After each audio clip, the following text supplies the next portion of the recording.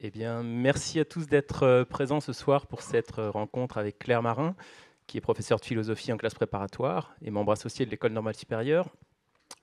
C'est une rencontre qui a lieu en regard de l'exposition qui se déroule en bas actuellement, au Mail Social Club, avec l'intitulé suivant Faisons corps. Alors, le corps, c'est une thématique qui traverse l'ensemble de votre œuvre, Claire, à partir de Hors de moi, notamment, l'un de vos premiers ouvrages qui relatait le sentiment d'étrangeté qu'on peut ressentir quand la maladie nous assaille.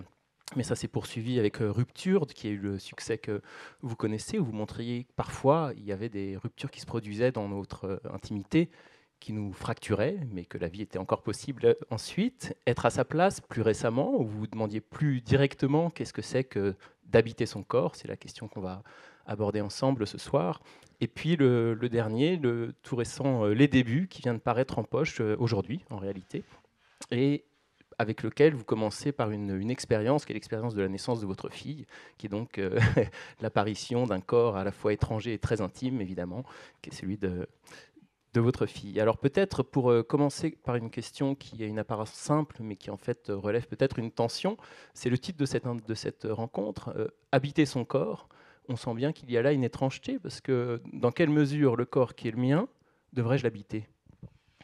Parce que en fait, le rapport du sujet à son corps peut connaître des moments de crise, des moments où le corps semble se transformer tellement qu'on s'y reconnaît plus, ou des moments où l'usage de ce corps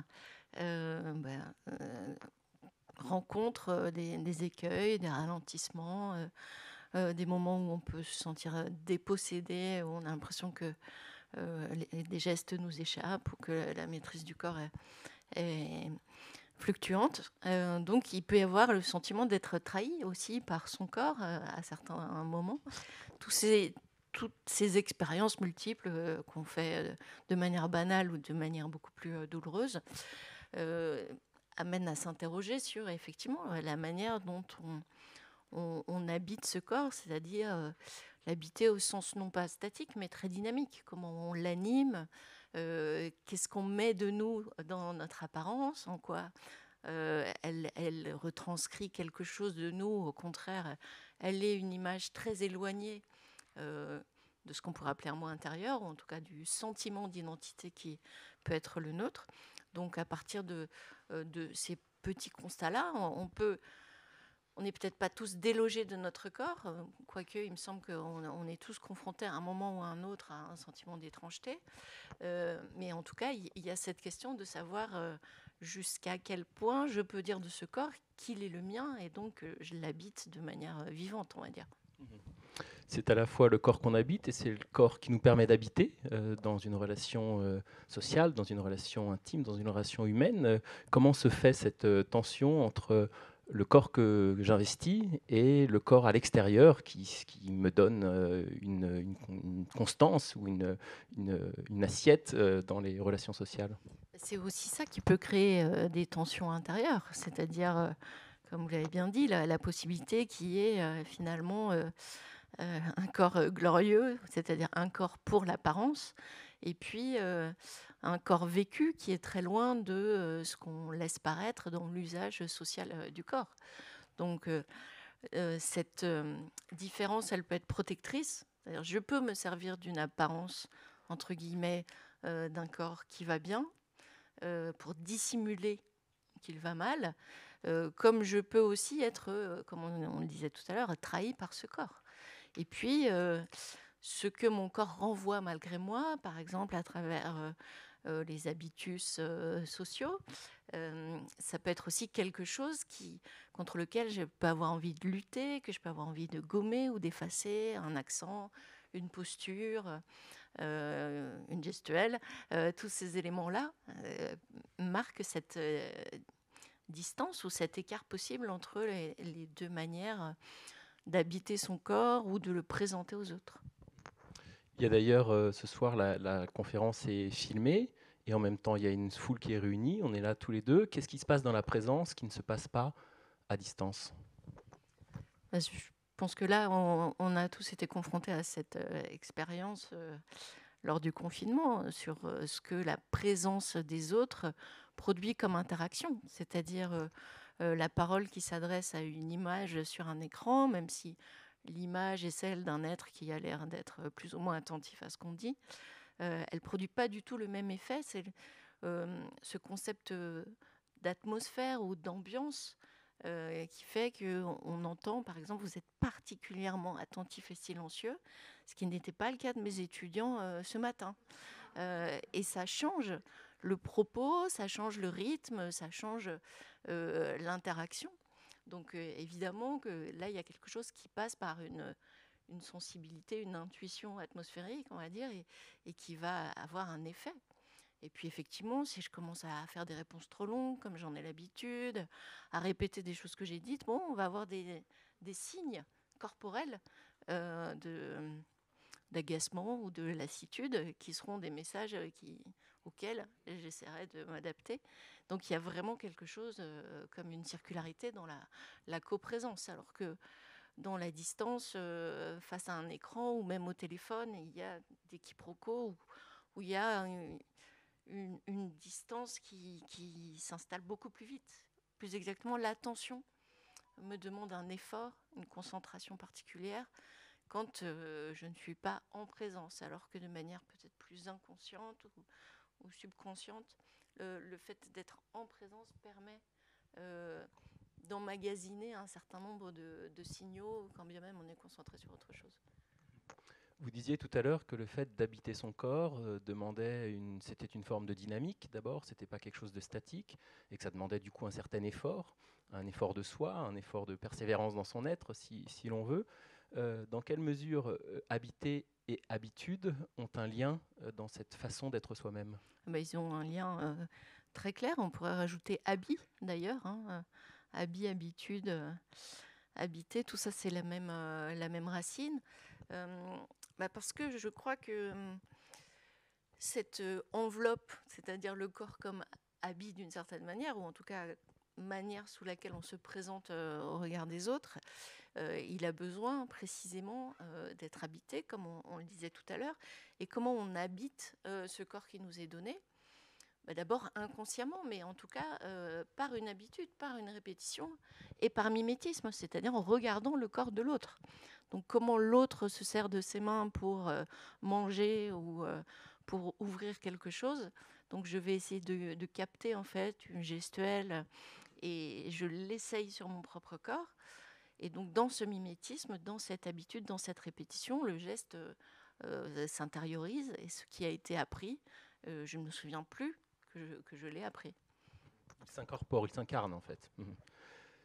Et on peut le perdre, on peut perdre cette habitation de son corps. Vous le signaliez aussi au début de la rencontre, par la maladie notamment. Qu'est-ce que ça signifie que d'être délogé de soi? C'est le sentiment, tout à l'heure je parlais de trahison, peut-être que le terme est un peu fort, mais on a l'impression que la familiarité, en tout cas, disparaît, la familiarité du corps avec le monde extérieur, la facilité, l'aisance, la simplicité. Donc tout ce qui allait de soi ou tout ce qui pouvait être de l'ordre d'une certaine évidence, qui n'était pas interrogé, devient l'objet d'un souci, d'une attention. Et cette attention, précisément, elle est volée ou elle empiète sur d'autres domaines auxquels elle était habituellement consacrée. Et Ricoeur a cette idée d'un involontaire du corps. L'involontaire du corps, c'est précisément tout ce qui fait que mon corps fonctionne, on va dire, sans que j'ai à concentrer volontairement mon attention. C'est-à-dire mon cœur bat sans que je me dise tiens il faudrait qu'il batte là, ça fait un moment qu'il n'a pas. Mais par contre, cet involontaire, il n'est pas nécessairement toujours aussi fixe. C'est-à-dire la plupart du temps, quand je marche dans la rue, je ne pense pas à comment je marche. Mais si j'ai une entorse, je vais faire attention à la manière dont je marche et donc ce qui d'habitude est involontaire va passer sur le plan du volontaire, c'est-à-dire de ce à quoi j'accorde de l'attention. Donc il y a bien ces mouvements de fluctuation pour la plupart des choses. C'est-à-dire que j'avale ma salive et je cligne des yeux, je n'y fais pas attention, si j'ai une angine ou si j'ai une poussière dans l'œil. Donc il y a clairement quelque chose où le corps devient moins facile, ce qui est traduit par certains penseurs en termes de bruit du corps. Le corps fait du bruit et donc il capte mon attention. Donc la douleur ou le malaise ou la gêne sont autant de petits bruits ou de grands vacarmes du corps. Vous mentionniez le philosophe Paul Ricoeur, il y en a un autre que vous mentionnez parfois, c'est Jean-Luc Nancy, qui lui-même a eu une greffe de cœur. Il a écrit un livre à ce sujet qui s'appelle L'intrus, où il montre justement qu'on peut être dépossédé de soi-même à un moment et remettre en cause son identité complète, quel père, quel professeur, quel amant il a été. C'est une expérience que vous avez vécue, enfin vous en témoignez dans certains de vos livres. Est-ce que vous pourriez en dire quelques mots? Oui, alors l'expérience de Jean-Luc Nancy, c'est une expérience extrêmement forte parce que l'intrusion est d'une certaine manière matérialisée par la greffe de cœur. Mais je crois que même sans une opération aussi spectaculaire et sans une intégration en soi d'un élément étranger, cette idée d'une étrangeté en soi, on a vite fait, ou d'une inquiétude face à quelque chose qu'on ne reconnaît pas. Chacun d'entre nous peut l'éprouver, encore une fois. Comment ça se fait que j'oublie ce prénom? Qu'est-ce qui se passe quand tout d'un coup je n'arrive plus à retrouver ce mot? Ou voilà, tous ces petits moments qui nous inquiètent profondément parce qu'il y a quelque chose qui a l'air d'être de l'ordre d'une perte ou d'une remise en question de ce qui était la norme de ce corps et la manière dont je m'en sers habituellement. Donc, c'est cette inquiétude-là de ne plus le reconnaître et donc d'être dépossédé d'un véhicule qui d'habitude est, si tout va bien, plutôt conciliant, plutôt complice même. Et là, c'est comme si mon corps et moi, si on peut dire, on n'était plus pris dans le même pli, on n'avait plus le même rythme, il y avait des dissonances, et ça produit effectivement de l'inquiétude et de la souffrance. Mais dans le texte de Nancy, donc l'intrus, en fait, c'est Nancy lui-même, c'est-à-dire il dit que cette greffe l'a rendu intrus dans sa propre vie, parce qu'il continue à être, mais il continue à être en ne pouvant plus être la personne qu'il était auparavant. Et ça, je crois que c'est commun à toutes les expériences de maladie, ou toutes les expériences même qui nous éprouvent, en dehors même de la maladie corporelle ou psychique. C'est cette étrangeté qui est la nôtre quand on n'arrive plus à tenir, entre guillemets, nos rôles dans une sphère familiale, amoureuse, comme vous aviez dit, sociale, professionnelle. C'est-à-dire, qu'est-ce que c'est que persévérer dans son être quand on ne peut plus du tout habiter les anciennes modalités ou les anciennes identités qui étaient les nôtres? Et cette question-là, finalement, de se retrouver intrus dans sa propre vie, parce qu'on n'est pas en exil, on n'a pas divorcé, etc. Ma vie est la même, mais je ne peux plus y prendre la même place qu'auparavant. Donc, comment je me redéfinis dans ce cadre en étant, je pense qu'on peut le dire comme ça, amputée du corps ou de l'aisance corporelle qui me permettait d'être moi dans ce cadre, à cause de la fatigue, à cause d'un ralentissement, de fragilité immunitaire, etc. Est-ce qu'on pourrait considérer finalement que l'épreuve, que ce soit la maladie ou autre chose plus bénin, ne crée pas ce sentiment d'étrangeté, mais braque le projecteur dessus, c'est-à-dire montre que finalement l'unité corporelle avec laquelle on vit habituellement quand on n'y songe pas est une forme d'illusion que l'épreuve viendrait dénoncer? En tout cas, ce qu'elle met en évidence, c'est qu'effectivement, l'aspect compact de notre identité, si on a eu la chance de pouvoir y croire assez longtemps dans sa vie, va se fissurer, se lézarder dans ces expériences où finalement, c'est peut-être pas si simple de définir qui je suis et de tenir de manière continue cette personne qui me définissait jusqu'à présent. Donc ce que ça interroge, c'est cette représentation d'une unité du sujet, d'une identité qui serait dans la constance, la continuité, et dont on peut se demander si c'est pas finalement une reconstruction a posteriori ou une reconstruction illusoire qui nous rassure. Quand je dis bah oui, c'est mon caractère, j'ai toujours été comme ça, de toute façon, ça ne changera pas. Ou même quand on fait une promesse, quand je fais une promesse, je dis je serai toujours le même que celui qui parle là maintenant. Or précisément, s'il y a quelque chose qu'on ne peut pas faire, c'est une promesse, puisque c'est préjugé d'un avenir sur lequel évidemment on n'a pas de connaissance. Donc c'est l'épreuve, mais c'est aussi tout simplement le fait de notre temporalité. Et cette temporalité qui est la nôtre, on peut nourrir l'illusion qu'elle s'inscrit de manière continue, mais moi je crois qu'il y a dans la plupart des existences des moments de rupture et de redéfinition de soi, même si elles ne sont pas nécessairement visibles. C'est-à-dire il peut y avoir une grande transformation intérieure sans que personne ne, le voit ou l'identifie. C'est d'ailleurs ce que vous montrez aussi dans un chapitre des débuts. Vous montrez que finalement le corps est cette espèce d'horloge paradoxale qui, avançant, s'usant, se régénère et recommence. C'est peut-être ça l'une des définitions que vous donneriez des débuts. Oui, bah, il y a plusieurs éléments dans la démarche pour ce texte, mais notamment d'interroger le rapport au temps et les représentations plus ou moins conscientes qu'on peut avoir justement d'une durée, là où peut-être il y a, comme en musique, des reprises, des retours, et peut-être même comme au cinéma, des flashbacks, etc. Donc on a cette habitude, en tout cas en Occident, de faire une frise quand on pense une temporalité, donc d'être dans une linéarité. Et ben, ça pourrait être intéressant de prendre tous les événements de sa vie et peut-être leur résonance affective et de se demander quand est-ce que je reviens à quelque chose que j'ai vécu quand j'avais 15 ans, je retombe amoureux, hein, ça me rappelle, etc. Quand est-ce que je me sens très, très, très âgée dans mon corps, j'ai 20 ans, je tombe malade, je vais au même rythme que ma grand-mère, et je comprends toutes ses préoccupations. Donc, toutes ces questions-là, en fait, ou ces expériences, elles montrent bien que le temps que nous vivons, et notamment le rapport au... Je ne sais pas comment le dire autrement, mais au sentiment d'âge, c'est-à-dire quel âge j'ai dans mon corps, quelle énergie, ou est-ce que mon corps à l'intérieur est vieux, quelle que soit son apparence, ou est-ce qu'il garde une forme de vitalité.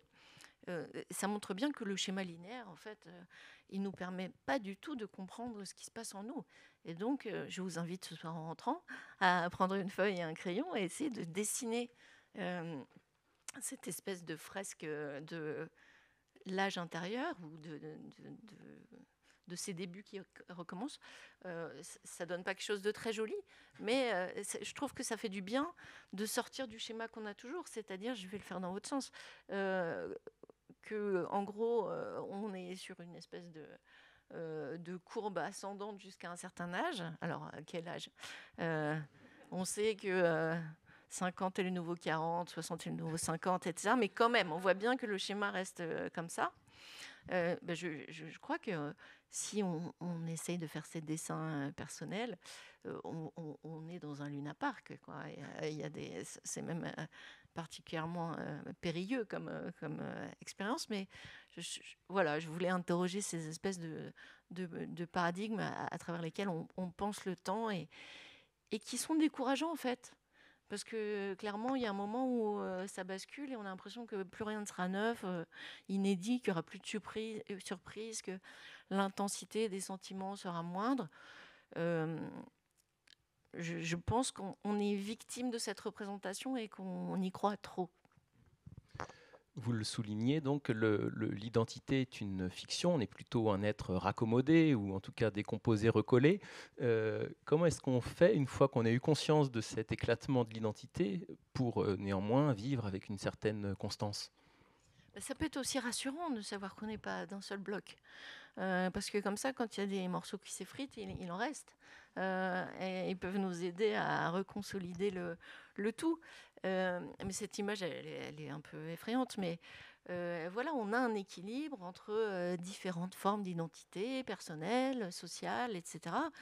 Et l'une peut donner le change et aider l'autre à tenir. Enfin, on peut s'aider ça a l'air un peu schizophrène comme propos, mais je pense que à certains moments, et c'est ce que dit Clément Rosset, à certains moments, le moi social peut nous aider à tenir, et peut-être même que c'est ce qui nous aide le plus à tenir. En tout cas, c'est son hypothèse. Moi, je dirais que ces différentes formes de l'identité peuvent se compenser, se compléter, et créer quelque chose qui nous aide quand un pan de notre identité est malmené, que ce soit l'identité amoureuse ou professionnelle ou autre. Je posais cette question parce que vous le disiez tout à l'heure, finalement, il y a des moments où on prend conscience qu'on cligne de l'œil ou qu'on a un problème pour déglutir ou que sais-je, la gorge sèche par exemple. Euh, de façon plus large, pour l'identité, quand on prend conscience de ça, on fait un peu plus attention peut-être, on essaie de faire attention à soi, à la façon dont on se comporte, à la façon dont on s'agite, et on sait dans ces cas-là, c'est l'exemple du pianiste qui regarde ses mains et qui commence à faire des fausses notes. Alors pour vivre correctement avec l'idée qu'on a de soi-même, est-ce qu'il faut être dans un détachement, un éloignement de cette question-là, ou au contraire en faire une espèce de travail sur soi? Alors je crois que de toute façon, on n'a pas beaucoup le luxe de faire ce travail sur soi, quoi qu'en disent les magazines. Le temps pour soi, quand même, est relativement restreint. Et par ailleurs, quand bien même on le ferait, la question de savoir jusqu'à quel point on peut avoir la main, justement, sur cette forme qu'on se donne, ou, elle me paraît en partie illusoire. Je crois qu'on est quand même bien ballotté, qu'on est pris dans des événements, dans des configurations qui sont pas seulement personnelles, mais collectives. Donc, le risque, ce serait d'être dans un repli très narcissique sur soi-même. Je crois que il faut quand même pas trop se regarder et s'interroger. Il y a suffisamment d'événements qui nous poussent, je crois, à l'interrogation, sans qu'on s'en fasse une espèce de ligne directrice. Ou je crois qu'on est quand même assez souvent ramené à s'interroger sur soi, sans en faire quelque chose comme une espèce de démarche. Et ça tombe bien, parce que je crois qu'on n'a pas beaucoup d'occasions, d'une certaine manière, de le faire.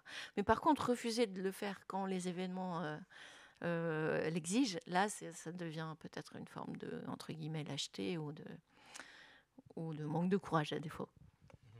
J'y pense parce que dans Être à sa place, vous le dites à un moment, vous regardez autour de vous, les corps vous semblent assez bien définis, assez nets, et vous parlez du vôtre en disant mais le mien me semble flou, ou en tout cas les lignes de ce corps, j'aurais plus de mal à les identifier. Est-ce que finalement la vertu de la vie en société, c'est pas de faire, on fait peut-être pas ce travail consciemment, on n'a peut-être pas le temps de le faire comme vous le disiez, mais les autres nous y rappellent. Oui, mais parfois très douloureusement, en fait. Peut-être que c'est plus agréable d'avoir une image de soi floue que d'avoir l'autre qui me rappelle, c'était la source d'une dispute aujourd'hui, l'autre qui me rappelle, pas la mienne, mais à laquelle j'ai assisté, qui me rappelle que justement, je suis comme ça, et je perds mes cheveux, et j'ai grossi, etc. Donc le regard de l'autre, qui très précisément dissèque à quoi je ressemble, c'est aussi un regard qui peut être extrêmement violent, ou qui s'attache uniquement à la couleur de ma peau, à ma taille, à mon handicap. Donc, parfois, on préfère rester dans le flou, je crois. C'est ça, vous mentionniez les magazines, mais il y a un grand écart entre le corps qu'on vit, le corps projeté, le corps idéalisé. On est un petit peu là aussi dans des tensions normatives qui sont très fortes. Oui, je crois qu'on est heureux dans ce flou de l'enfance, qui est assez vite balayé, hein. C'est très, très rapidement qu'on a des remarques sur son apparence. Mais euh, moi, idéalement, je resterais bien dans cette espèce d'image très nébuleuse, très imprécise. euh, Vivre sans être dans une inquiétude de son apparence, je trouve ça beaucoup plus confortable. Et en plus, je trouve que ça mérite peut-être pas l'attention qu'on lui donne dans nos sociétés. Mais après, la question est beaucoup plus, je pense, grave et politique, quand au nom de cette apparence, on va être rejeté ou discriminé. Donc voilà, qu'on soit mal à l'aise avec son apparence, c'est une chose, mais que l'autre se saisissent de ce corps pour m'exclure, là, ça devient quelque chose de beaucoup plus tendu et important à thématiser et à réfléchir. Est-ce que dans ce sens-là, on pourrait dire qu'habiter son corps, c'est aussi habiter son corps social, c'est-à-dire jouer avec les normes, faire en sorte que ma place dans la cité ait un certain sens. Enfin, comment est-ce qu'on peut entendre cette question de façon élargie, c'est-à-dire hors de son corps propre? Bah, on sait depuis quelques décennies que la manière dont on habite son corps, c'est aussi une performance, comme un jeu d'acteur, où je vais essayer de coller à un certain stéréotype pour me fondre dans le groupe auquel il renvoie, ou au contraire, je vais m'individualiser par ma manière de m'écarter de la norme, etc. Donc, ce jeu qui est plus ou moins conscient d'ailleurs, hein, on voit bien les moments de grand mimétisme où on va tous se ressembler. Et ça peut être une classe à un certain âge, effectivement. Euh, mais on voit aussi la souffrance qu'il y a à devoir jouer ce rôle dans une grande altérité. C'est-à-dire quand on se force à avoir l'air d'être un homme ou une femme, d'être en bonne santé quand on ne l'est pas, d'être, je ne sais pas, toute autre configuration possible. Donc cette performance, elle peut être un jeu presque agréable. Ce soir, je joue à être plus féminine que d'habitude, c'est pas difficile. Et ou elle peut être justement une contrainte qui me coûte beaucoup. De faire tous ces efforts pour me coiffer, me maquiller, etc. Et encore, je donne un exemple très, très banal et relativement joyeux, mais dans certains cas, faire semblant d'être ce qu'on n'est pas, c'est effectivement une souffrance psychique très grande.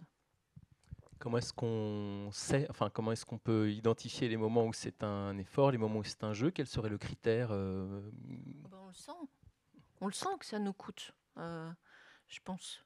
Je pense que si je fais semblant d'être une femme alors qu'à l'intérieur je me sens homme ou garçon, enfin pour le coup, pour rencontrer ces situations de plus en plus auprès des élèves, oui, la souffrance, elle est très très claire. C'est une souffrance physique et psychique qui est énorme. Il y a une part de difficulté parfois dans la définition qu'on peut faire de ce que c'est qu'habiter son corps. Vous passez souvent par, enfin vous faites souvent référence à des écrivains, Mm. Georges Perec notamment, ou Henri Michaud. Est-ce que la littérature a par rapport à la philosophie une espèce d'avantage concurrentiel pour développer mieux les idées qui ont trait à ces questions existentielles intimes et profondes? Ah, la littérature a déjà cet avantage d'être agréable à lire la plupart du temps, ce qui est beaucoup plus rare pour la philosophie. Ça se lit plus vite quand on est un peu impatient, comme c'est mon cas. La littérature, c'est plus agréable à lire que la philosophie. Euh, mais je crois qu'elle a aussi cet avantage euh, d'être imagée, c'est-à-dire de présenter des situations, des personnages qui vont incarner, qui vont matérialiser pour nous un problème, un concept. Et donc, en fait, l'avantage, c'est quand je m'appuie sur une scène que j'emprunte à un auteur ou une citation, j'ai tout de suite un terrain qui est commun avec ceux à qui je parle en cours ou ceux à qui je m'adresse quand j'écris quelque chose. Donc, en fait, dans la littérature, on a déjà toutes les situations philosophiques qui seront analysées par la suite. On a même dans la littérature des situations philosophiques que la philosophie n'a pas étudiées pendant des siècles. C'est-à-dire que la Qu'est-ce que vous pensez littérature par exemple? parle du vécu des femmes qui, dans la philosophie, n'était pas une expérience digne d'être analysée, qui était analysée de manière caricaturale. Et c'est depuis quelques années seulement que l'expérience du corps de la femme, de la grossesse, de la transformation physique, quand même relativement importante que ça représente, sont des objets d'étude, non pas seulement psychologiques, mais philosophiques. Et je dis non pas seulement psychologiques, pas du tout par mépris ou dédain vis-à-vis de la psychologie, mais parce qu'on voit bien que finalement, la philosophie, c'est quasiment la seule discipline dans les sciences humaines qui ne s'est pas intéressé, ou plus exactement, qui a occulté le monde tel qu'il est aussi vécu dans l'expérience de la femme, sociale et biologique. De ce point de vue, finalement, qu'est-ce que ce serait, enfin, est-ce qu'on doit faire une distinction entre habiter son corps quand on est un homme et habiter son corps quand on est une femme? Et si oui, quels sont les points de fracture ou les points de rupture, pour reprendre Alors, un de vos termes? quand même, le fait d'être habité par quelqu'un, c'est quand même une expérience très particulière, en tout cas par quelque chose de vivant. Le fait aussi d'avoir quelque chose comme une temporalité biologique que l'on vit, c'est aussi un rapport au temps qui est différent, hein. Ce temps cyclique, quand même, la femme y est initiée assez vite et parfois assez douloureusement. Euh, et, et puis, je pense que malgré tout, dans l'histoire, le corps des femmes a été très soumis par des contraintes qui ne visaient pas à l'anoblir ou l'enorgueillir, comme les corps des hommes, mais qui visaient plutôt à la limiter, à ralentir ses mouvements, sa liberté, son cercle des possibles. Vous citiez, enfin, je citais Henri Michaud et Georges Perec. Quels seraient les auteurs qui vous ont particulièrement inspiré pour traiter de cette question de l'habitation du corps? Alors, c'est en partie des auteurs qui ont pu, alors du côté du corps féminin, par exemple, les autrices qui ont pu parler de ce corps entravé. Et évidemment, il y en a un certain nombre, il y en a de plus en plus. Et aujourd'hui, effectivement, on voit bien comment dans la littérature, ces expériences, y compris celles qui pouvaient encore être un peu tabous sur le rapport au corps féminin, sont de plus en plus l'objet d'œuvres littéraires importantes. Et donc, je peux vous faire la liste de toutes ces autrices, mais évidemment, le rapport, on pourrait dire que ça, en France, ça commence, entre guillemets, peut-être de manière assez massive avec Annie Ernaux, qui va dire des expériences féminines, à la fois biologiques et sociales, sans paravent. On parlait de l'aspect un peu difficile du rapport au corps dans la société. Est-ce qu'on pourrait trouver un versant plus heureux? Je pense à un des textes de Michel Foucault que vous citez. Michel Foucault a un très beau texte où il parle des hétérotopies, c'est-à-dire des lieux autres, littéralement. Il parle de la topie impitoyable du corps, dont on peut échapper. Alors d'abord, qu'est-ce que c'est que cette topie impitoyable du corps? Est-ce qu'on peut l'expliquer? Et ensuite, comment est-ce qu'on y échappe? Alors, c'est une bonne question. Je ne sais pas si le mot topie existe vraiment ou si c'est Foucault qui s'amuse avec l'étymologie. Donc, ce qu'il est en train de dire, c'est que mon corps est ce lieu impitoyable auquel je suis contraint, que je ne choisis pas. Et il parle d'une expérience que parfois on fait et qu'il a l'air de faire de manière réitérée. Il dit, quand je me lève le matin, tous les jours dans le miroir, c'est cette sale tête, hein, cette coquille d'œuf, comme il le dit lui-même, je ne me permettrai pas. Et donc, il montre comment justement le rapport au corps est problématique pour lui. Est problématique pour lui, mais peut-être pas seulement pour lui. Et comment le développement des techniques, du savoir, de l'art, finalement, pourrait être repensé, donc l'histoire de l'invention humaine, pour être repensée autour de cette expérience frustrante de la finitude et l'imposition d'un corps dont nous ne décidons pas. Et donc tout ce qu'on va imaginer, créer et écrire, ce serait finalement pour faire de notre corps une utopie plutôt qu'une topie, c'est-à-dire quelque chose qui serait capable, comme dans les contes et les légendes, de voler, de faire des pas de 7 lieues, etc. Donc c'est comme si tout ce qui, dans l'expérience corporelle, est vécu comme une limite, donnait lieu à des inventions pour dépasser ces limites.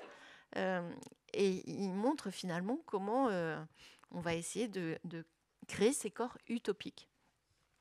Et puis ce qui est intéressant, c'est que on voit qu'il y a aussi des éléments qui font que ce corps qui ne nous convient pas forcément, justement, on va l'habiter. Et Foucault lui-même a trouvé la réponse, c'est-à-dire quand bien même il se trouverait aussi laid qu'il le dit, il crée un style Foucault. il y a une gestuelle, il y a même un uniforme Foucault, le col roulé, le crâne chauve, etc.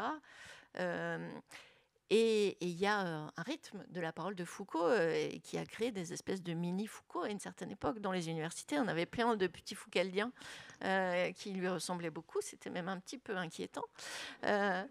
Mais donc, on voit bien que comment je fais pour habiter ce corps qui ne me plaît pas trop, mais je laisse mon empreinte, ma signature, à travers mon style et la manière dont je suis présent au monde à travers ce corps jusqu'à presque effacer la réalité de ce corps, puisqu'on ne tient.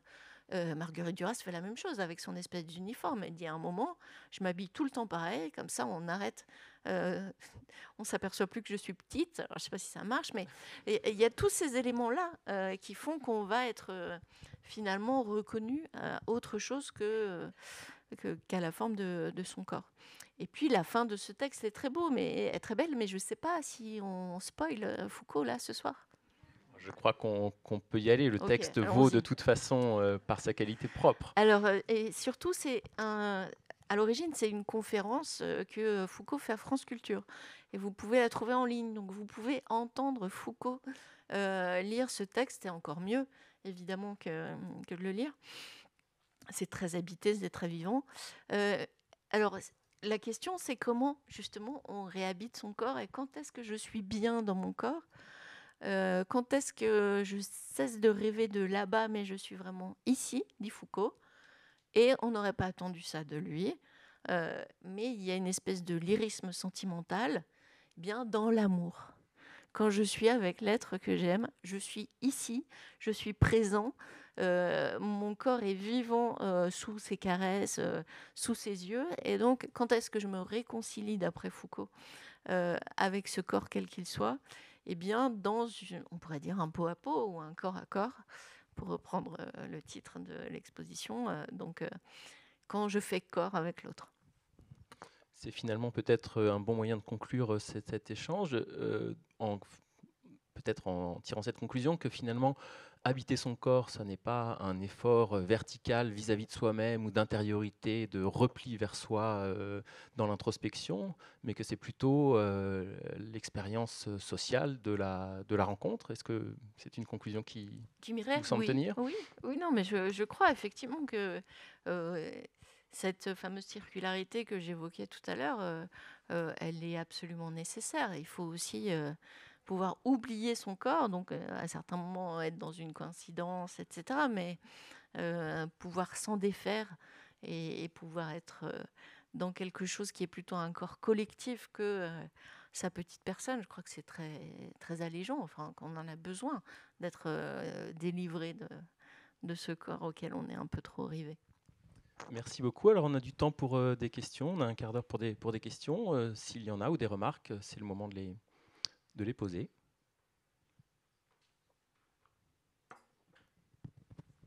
C'est le syndrome de la première question.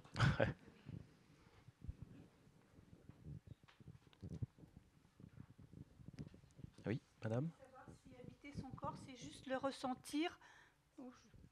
J'ai une voix qui porte. Je voulais juste savoir si habiter son corps, c'est juste le ressentir ou simplement le ressentir au travers du regard de l'autre. Je pense que les deux sont nécessaires, en fait. Mais est-ce qu'il y a vraiment une différence ? Ah bah oui. Non, vous ne croyez pas ? Mais, non, mais je ne parle pas dans le physique, mais dans l'intellectuel, comment on peut intellectualiser ça. Alors moi, je me souviens d'une expérience qui était très désagréable.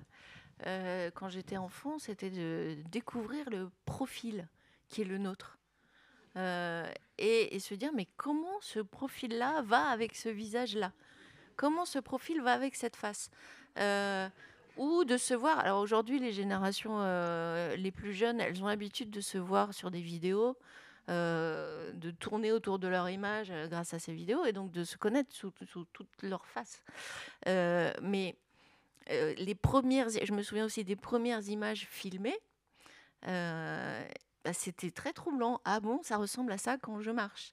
Donc, comment on fait coïncider ces deux éléments ? Alors, qu'est-ce que ça change pour les plus jeunes d'entre vous de n'avoir jamais connu ce moment où il faut faire coïncider les éléments ? Voilà, j'ai pas la réponse, mais je m'interroge.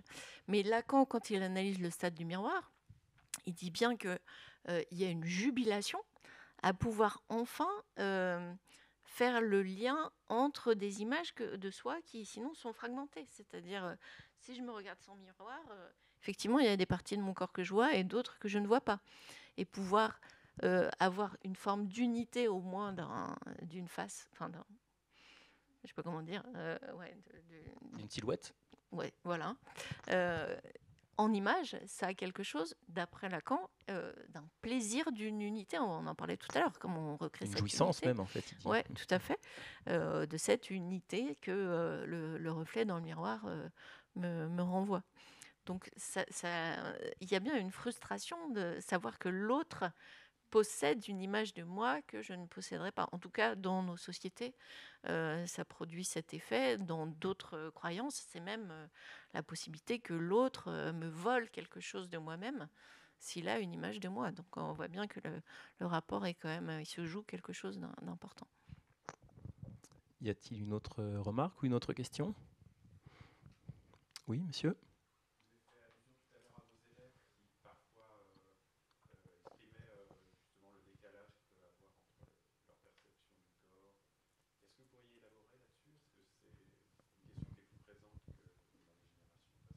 Oui, je pense. Alors, je répète la question parce que pour l'enregistrement, en fait, c'est la raison pour laquelle on vous contraint au micro. Je crois que c'est plus présent, ou en tout cas, ça se dit beaucoup plus. Le malaise qu'on peut ressentir à vivre dans un corps dans lequel on ne se reconnaît pas. Et les élèves qui transitionnent, je n'en avais pas eu dans ma carrière jusqu'à il y a, on peut dire, 4 ou 5 ans. Donc, ça fait une trentaine d'années que je suis au contact avec des élèves. Et effectivement, c'est un phénomène qui est un phénomène. Ce sont des réalités qui sont nouvelles, en tout cas, dans la manière de les manifester, d'en parler très ouvertement, et puis parfois de revendiquer aussi d'être considéré comme fille ou comme garçon, ou d'être dans une identité plus fluide. Donc, qui sont des catégories qui n'existaient pas comme telles, non pas en tant que vécu, mais en tant que catégorie d'identification sociale au lycée, quand j'ai commencé à enseigner, par exemple. Est-ce que vous avez développé des cours ou des thématiques autour de cette question? Alors moi, je fais souvent un cours sur l'identité. Donc évidemment, c'est très intéressant de voir comment certains étudiants vont parler de leur expérience de changement de corps. Souvent, en plus, ces périodes de transition correspondent à peu près à l'âge qu'ont mes étudiants. Donc il y a... Entre 20 et 23 ans, c'est ça? Voilà, ils ont plutôt... Ouais, c'est ça, entre 18 et 22, on va dire. Et le fait de les suivre sur plusieurs années, il y a des étudiants qu'on suit sur 3 ans, ça permet aussi de voir comment on s'approprie en fait un nouveau corps, une nouvelle identité. Et l'un de ces étudiants racontait à la classe, donc je ne trahis pas de secret, que son apparence étant androgyne, parfois on s'adresse à lui en le genrant de manière féminine ou de manière masculine. Et il disait que selon la manière dont on lui parle, presque malgré lui, il adopte une voix et un comportement qui va être plus féminin pour, d'une certaine manière, répondre à l'attente ou aux présupposés de l'autre. Et qu'au contraire, s'il est genré au masculin, et là, il s'est mis à mimer, bah voilà, la posture, la voix plus grave, etc. Donc, quand on parlait de performance tout à l'heure, évidemment qu'il y a quelque chose de l'ordre de cette performance dans la manière dont on habite son corps. Et idéalement, on aimerait sans doute, en tout cas dans le cas de transition, ne plus être dans cette entre-deux. Est-ce qu'il y a d'autres questions? Oui, madame?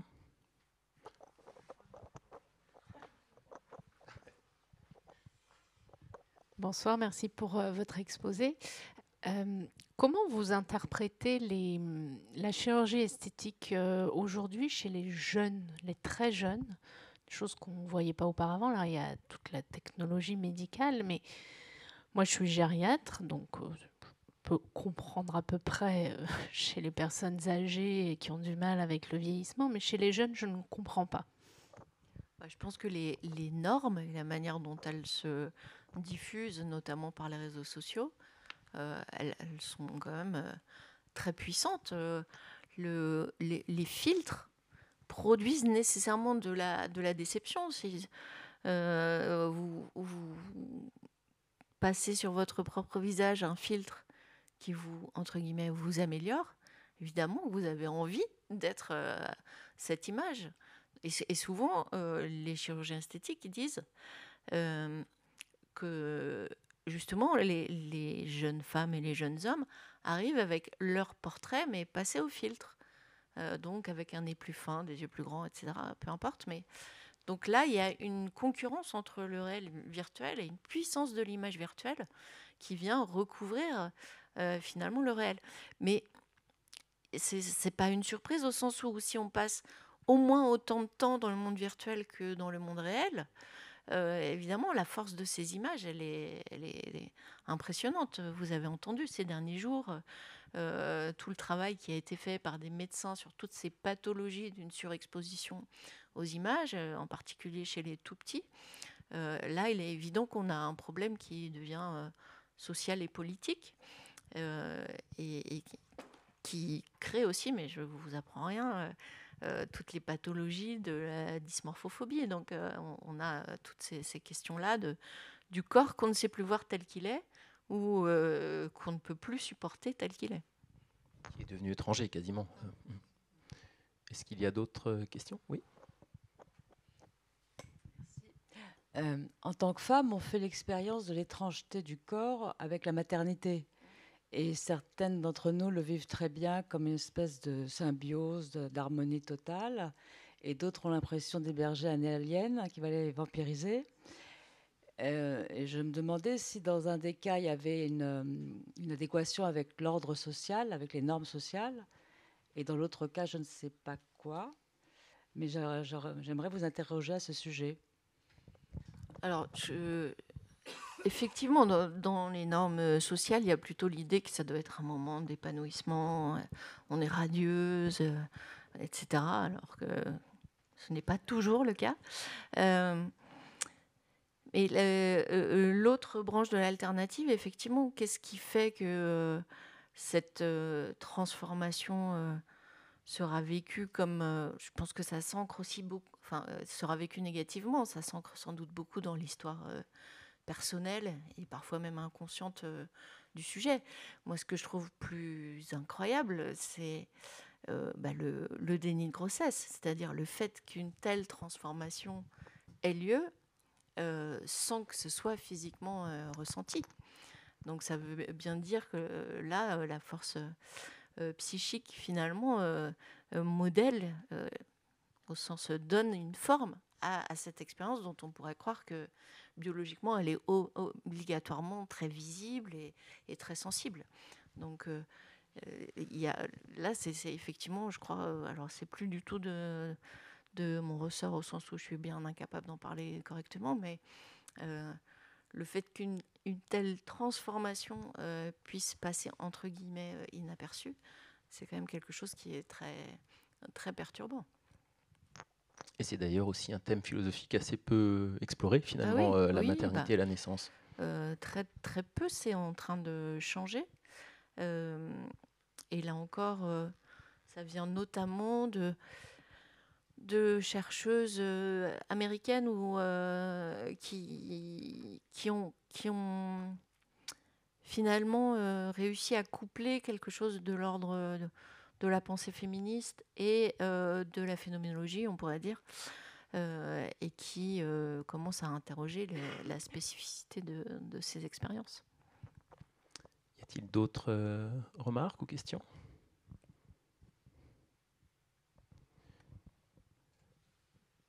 Alors, ce sera peut-être ma toute dernière question, mais est-ce qu'à travers l'écriture, ça vous a permis, est-ce que l'écriture vous a permis d'appréhender quelque chose de vous-même qui aurait changé? Enfin voilà, est-ce qu'il y a une vertu de l'écriture de vos essais sur la perception que vous avez de vous-même? Je crois qu'il ne faut pas trop en demander à l'écriture. Et ça n'a pas changé grand-chose parce que ça a toujours été là presque.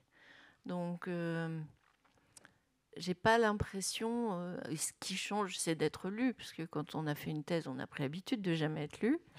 Donc ça, c'est un peu nouveau et assez agréable. Donc ça, c'est plutôt réjouissant. Mais pour le reste, je dirais que ce qui transparaît dans mes écrits, c'est ce que je fais en cours, ce que je faisais avant pour moi-même dans des petits cahiers, etc. Donc là, pour le coup, je veux dire qu'il y a une continuité dans ma vie autour du rapport à l'exercice d'écrire, qui est très physique, pour revenir au thème du jour.